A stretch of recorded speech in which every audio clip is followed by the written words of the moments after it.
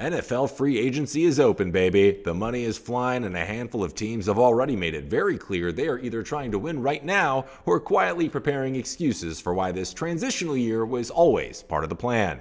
Here's what's going down. The Baltimore Ravens made the biggest move of the early window by trading for Maxx Crosby, giving new head coach Jesse Minter the elite pass rusher that the defense has been missing, and making it painfully obvious that Baltimore is not interested in a slow, thoughtful rebuild. The Rams followed with a blockbuster of their own, trading for all-pro corner Trent McDuffie and immediately handing him a 4-year extension worth around $124 million, which is the kind of contract that causes every defensive back in the league to call his agent and ask why they aren't also suddenly rich. Kansas City, meanwhile, moved McDuffie partly because the cap is very real, then used the added flexibility to reload with more picks and signed Kenneth Walker III as the Chiefs try to rebuild around a recovering Patrick Mahomes after a brutal 2025 season.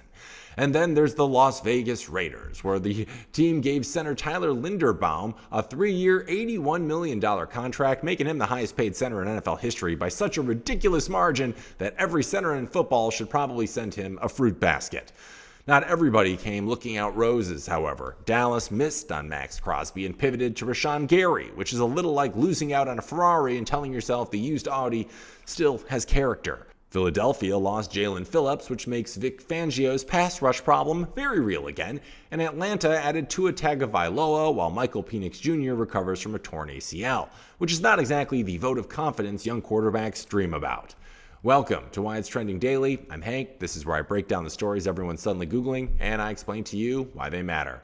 So here's where we're at. The first wave of free agency tells you which front offices think their window is open, and which ones know they're in trouble, and which ones are trying to spin necessity into strategy. So my read here is that the Ravens and the Rams are behaving like contenders, the Chiefs are behaving like survivors, and a few other teams are already getting weird. And why this matters is pretty simple, because these moves reshape playoff races before a single snap is even played, and the early days of free agency are usually where contenders separate themselves from franchises that are merely very active on social media.